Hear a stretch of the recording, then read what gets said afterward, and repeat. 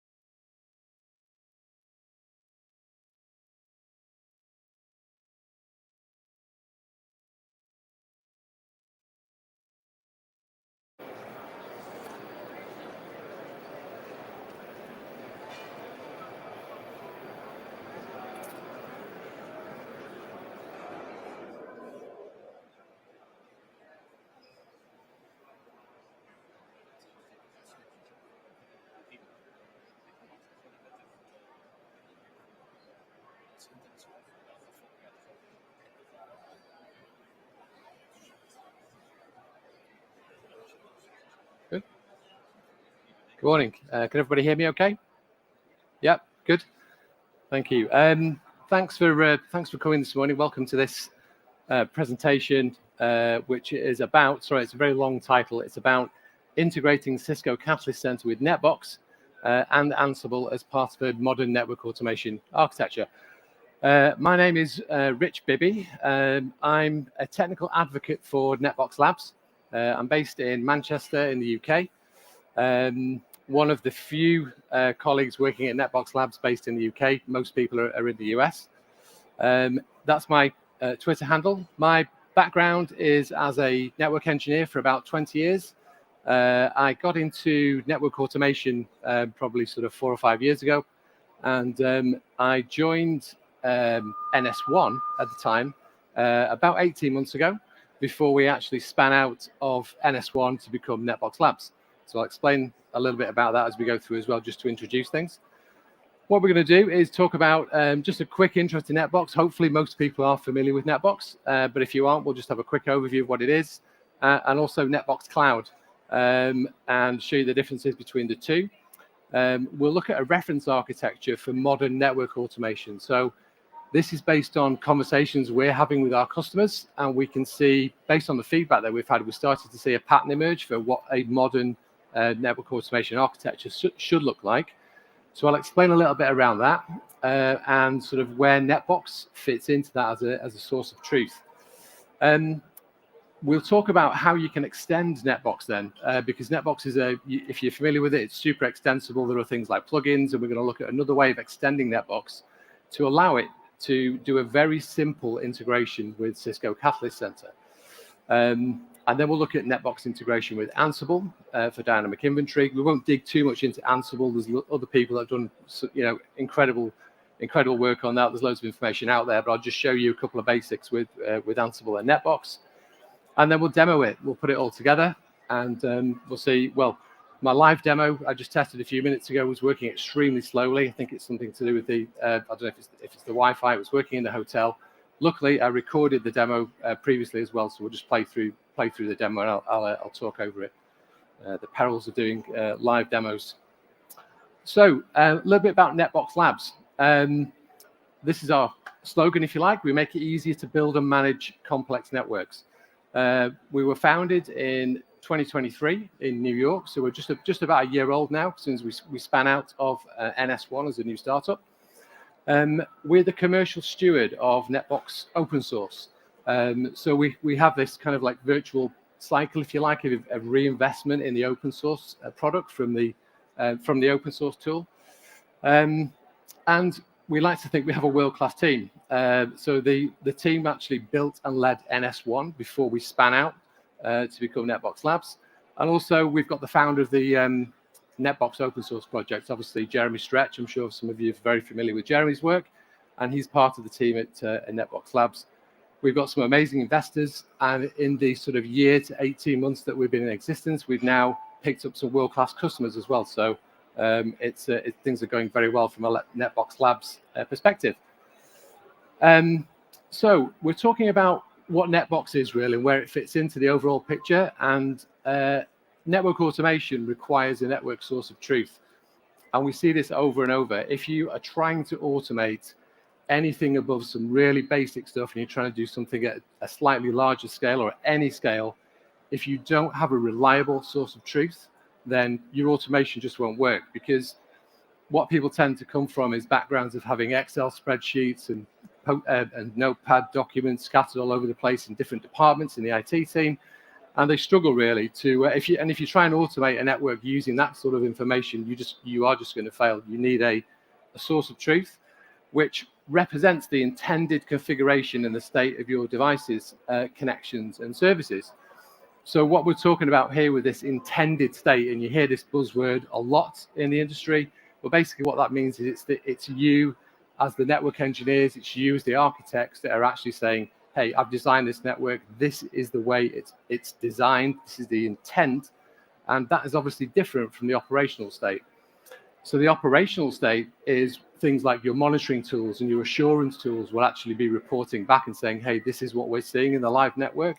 And what we need to do is actually look at what the difference is between that intended state and the observed state. So that is where the source of truth comes in. It's structured data, it's cohesive, it's a cohesive data model, and that in itself actually enforces some discipline in terms of people documenting the networks. If you document it in NetBox, you will do it in a strict way that will work with automation tools. So introducing NetBox. Sorry, the resolution on that isn't particularly good. It's just a screenshot of a NetBox interface, but it's your system of record for network management and automation. You get rid of any spreadsheets that you've got, and you break down the DSIM and IPAM data silos. So what we mean by that is you may have records for your data center inventory. You may have records for your IPAM data. All of that, and they would be in different silos typically, but NetBox brings everything together, all in one place, and everything is correlated. So your DSIM and your IPAM data basically lives together in NetBox. It accelerates network automation because of its extensibility and things like its REST API, GraphQL, and things like webhooks, which allow it to integrate with other systems. NetBox, the open source project, is powered by a massive community. So I think there's about 5,000 people that are contributing to the community in one way or other. There are, some of these numbers are huge for GitHub projects. So there are 13,000. I think it's 14,000 when I checked yesterday. GitHub stars. So, and the product is, NetBox is widely loved by networking teams. So what we see with, hopefully, this is pretty clear. So with NetBox Cloud, so just briefly, I'll talk about NetBox Cloud. Obviously, NetBox Labs is the company that's offering this software as a service version of NetBox Cloud. It's exactly the same NetBox code base that you know and love, but we run it in the cloud for you. So we take away all the pain of having to manage and maintain a NetBox instance yourself. Some people do find it problematic maintaining databases, doing backups, securing it, putting load balancers in front of it, making it highly available, and so on. And we take away all that pain. Here you can just see a couple of screenshots of the management interface of NetBox Cloud. It allows you, with NetBox Cloud, it allows you to go faster. We talk about things like hassle-free upgrades. So, for example, I know from a fact when I used to use NetBox open source as the network engineer that was implementing a new tool, when I was having to upgrade NetBox, it was a pain. If you let it go past a few versions, you can get yourself into trouble quite easily. And things like backing up the database and so on as well can also be problematic. It allows you to go safely as well, because we have all the security features built into it. Things like single sign-on, everything that you would expect from an enterprise-grade application is what you get with NetBox running in, as NetBox Cloud. We also do things like simplified plugin management. So lots of people use plugins. There are hundreds of plugins out there for NetBox. As I say, it's hugely extensible. But what that means sometimes is that community-developed plugins can get out of date and get incompatible with NetBox versions. So we take away all of that pain by actually sort of certifying certain plugins that we will say, okay, this will be supported in NetBox Cloud. And when you're upgrading NetBox, then you don't have to worry about any of that, any of those problems with compatibility issues between plugins. And as I say, just to touch on the extensibility side of it again.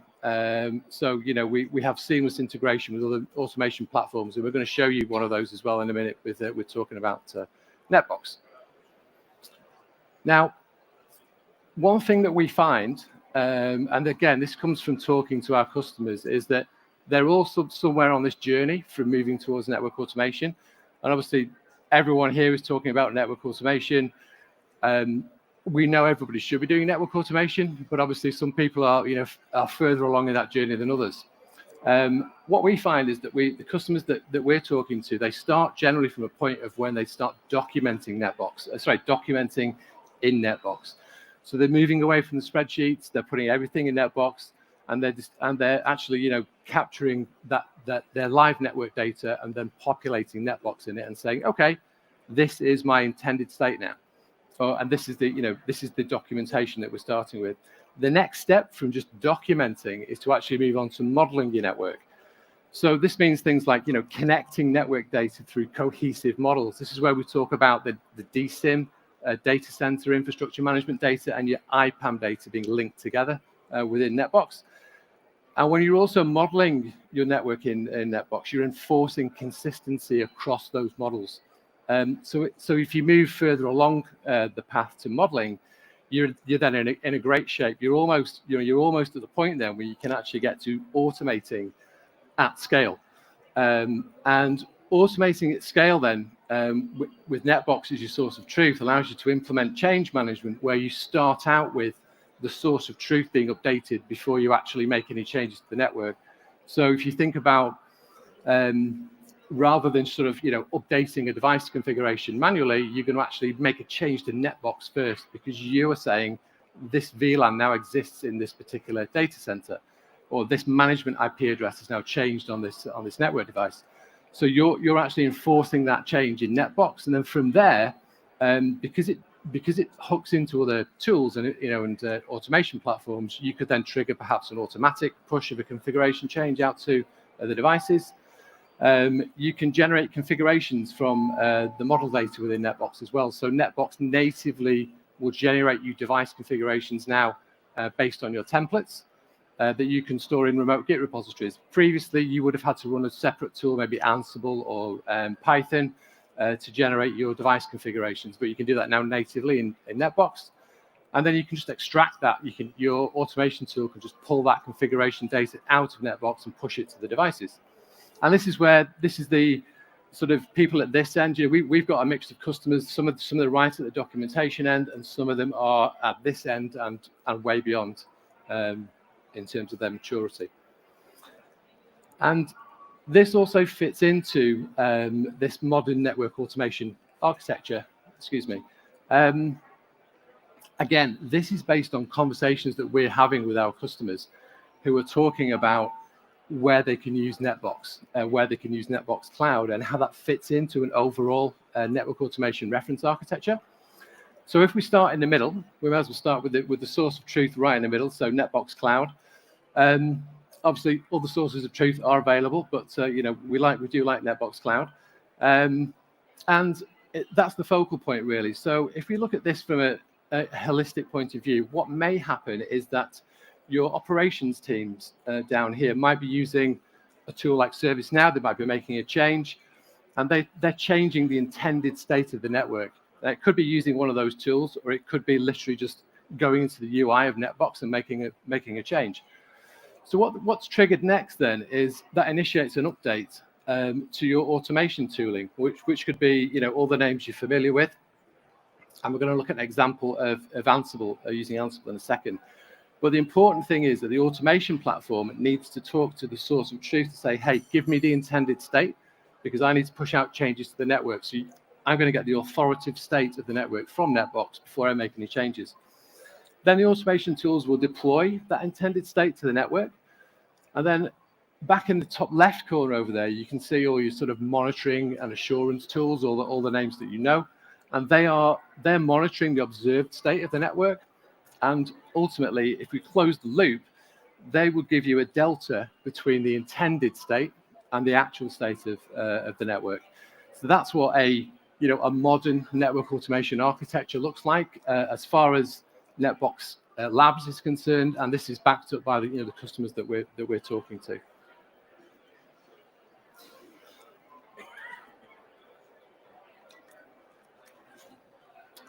Excuse me. So I'll just move on to just talk about quickly, one of the great examples of extensibility of NetBox. So there's an inventory plugin for Ansible. Some of you are probably familiar with this already. What it means is that when Ansible runs, instead of using a static inventory file that would list all the hosts and their details, it actually says, NetBox, can you just give me these details, please? Because obviously everything's in NetBox. That's the source of truth. So Ansible will talk to NetBox. What this means is that if you update NetBox, then the Ansible is dynamically, the inventory is dynamically updated as well. And you can still use things like group variables and host variables. They actually complement the inventory data that comes out of NetBox, so you can use both of those together. Great, it's a great plugin, very well maintained as well, and very flexible. You can do loads with it. So we're talking about how we can automate against Cisco Catalyst Center controllers, multiple controllers using NetBox and Ansible. This actually came out of a discussion I was having with a member of the enterprise networking team at Cisco. And he was describing this problem where they have customers who have multiple Catalyst Center or DNA Center controllers in various regions, and they have NetBox, and they're using Ansible to automate. But what's the missing link there is mapping the device UUID, which is in the controller, so the device UUID down here, and the controller to Ansible. So Ansible knows which controller it needs to make an API call against to run some automation. And this was a problem. So I thought, okay, how can we do this? And the obvious way to do this, actually, the simplest way, is to actually just use something called custom fields within NetBox. Now, custom fields are just a simple way that anybody can extend the data model. So if something in the NetBox data model isn't quite what you want it to be, you can extend it yourself by using things like custom fields. This is a very simple example. And if you just look at these custom fields here, hopefully you can see this. We have the device UUID and the Catalyst Center controller here as well. So we're basically creating, new custom fields where we're saying, hey, we're going to make this a text field, and for the device UUID, and we're going to make this a drop-down menu where you can select the particular Cisco controller that you're interested in. NetBox, again, is very, very extensible. So just moving on to the demo, if I can just flip to VS Code. Just come out of that. Okay, is this readable? Yeah, I'll just make it slightly bigger. Okay, so if you're familiar with Ansible, this will look very, very familiar to you. We have basically some standard default settings of a typical Ansible configuration file. The one we're interested in here is the inventory. So we're saying for your inventory, use the NetBox inventory file. This will make it talk to NetBox for its inventory instead of looking up a local inventory file. Now, if I look at that file that it's referring to, we can see that the file basically is using the NetBox Inventory Plugin. We're saying it's a lab environment, so we won't validate the certificates, and we'd like our devices to be grouped by device roles and sites. This, again, is very, very flexible. It's a great plugin for Ansible, so you can tailor this to however you want it. We're just using device roles and sites at the minute. And if we pull this together, we can see how we can actually, this is a typical playbook, obviously in a production environment.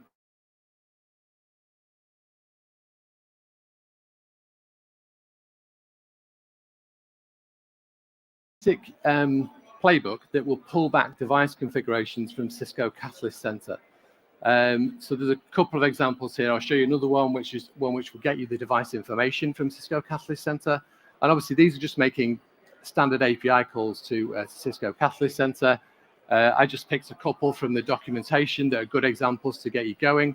But obviously, you could make once with this in place, you can make any API calls you want to the Cisco Catalyst Center. And regardless of which controller is managing the device you want to run a playbook against, it will work, because the thing that ties this together is, I'll just come out slightly actually, so we can fit this code in. It's quite long.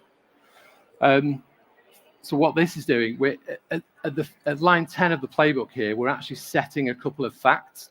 So we're saying, okay, for the Cisco Catalyst Center, pull the value of this variable out of the inventory. And it's the custom fields, and it's the one called Cisco Catalyst Center. And I'll show you what that means in a second. And the other one is called Cisco Device ID. Now, this will make a bit more sense, actually, if I just flip back to our NetBox instance, and I'll show you the devices that we have configured. So in NetBox, we've added, I'll just go back to the site level. We've added a site called Cisco DevNet, and within this site, we have 4 devices. Now, these are, if you've ever used the DNA Center sandbox, Cisco DevNet, you'll probably recognize these switches. So these are just virtual switches running in the DevNet sandbox for DNA Center, switches 1 through to 4. And if we look at the properties of the switches, what we can do is, if I edit switch 4, we'll scroll down, and this is where you can see the custom fields. We haven't got any values in there yet, so I'm just going to edit this device, and I'm just going to grab the switch 4 device UUID that we have from DNA Center, and I'm going to paste that in, and then I'm going to select. So you can have, this is where you can have multiple DNA Center controllers, sorry, Catalyst Center controllers, and I'm going to select the DevNet sandbox. Perfect, because it's always on, and it's an amazing resource to have a play with. So we've edited this device now, and this device now has 2 custom field values set, and we're going to use them in the playbook. So if I go back to the playbook, and we just look at the get config. So again, we're pulling those values out, and we're setting those 2 facts. Now, once you've set the facts, you can then use those facts or the values of them as variables in your playbooks. So what happens next is, if we, and this is a standard sort of Ansible playbook for interacting with Cisco Catalyst Center, what it's doing for the URL, it's dynamically inserting the value for Cisco Catalyst Center that it's pulled from the NetBox inventory. And then it's also dynamically pulling the value for the CCC device UUID down here. So the first play is getting the authorization token, again, standard stuff when you're interacting with the API. And then the next play, if I just move down so you can see that clearly, is just asking basically for the device configuration, but for this particular device that we're getting dynamically from the NetBox inventory, and then simply just printing the device configuration onto the screen. Very similar playbook. These are both going to be, these are in the Git repository that I'll share details with just in a second. So yeah, very similar thing. The only thing that this one is doing is actually displaying the device details. So rather than the configuration, it's got it's v1, the endpoint network-device, and then it bolts on the variable for the device on the end of it. Now, earlier on, as I mentioned, I was testing this at the hotel, and it worked fine, but it's now wasn't working when I got here earlier. So I'm just going to demo this. I'm just going to play this. Sorry, let's make that bigger. I'll play this from here because this works. So first of all, what we're going to do is, you've seen how the inventory is set up now. So I'll just hit play on this. this first command, Ansible inventory -- list, is actually going to give us a list of the inventory devices that it's pulling out of NetBox. Takes us a couple of seconds to complete.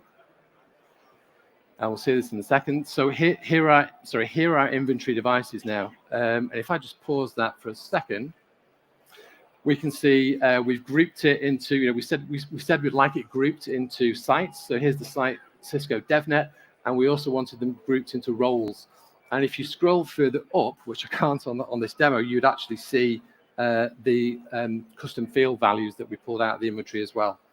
So I'll just let that roll on, and we'll talk about the next thing. We'll actually run this playbook. So this playbook is just the Ansible -playbook command, and it's called get device details. So we're just showing you that first playbook that we looked at. So what will happen now? This is talking to the NetBox. It's talking to NetBox to get the inventory out, and hopefully you can see that resolution's not perfect there, but it's extracting the device information for that particular device. And if we run the other one, which is the Ansible playbook for get device config, in a second we'll see the configurations being pulled back for the devices. So these are really simple playbooks that are just interacting with the Cisco Catalyst Center controllers. But you can see there's a lot of value in just being able to run this, just being able to back up the configurations or look at the configurations or gather the device information. Obviously, you can extend this to make other API calls that would make changes to the Catalyst controller. So you want to change the information or change the configuration on an end device. Obviously, you update that first in NetBox. NetBox dynamically updates the Ansible inventory. You'd run playbooks then to push changes out to the network. So that's the demo. I'll just flip back to the last slide. And okay, so if you want to scan that QR code, that will take you straight to the Git repository where the code lives that I've just demonstrated, and also the slide deck as well. So if the resolution on some of those slides wasn't fantastic, then obviously you can view the slides separately straight in the Git repository. One great thing that's coming soon is that we have a NetBox Zero to Hero training course, which is coming very soon to Cisco U. So look out for that.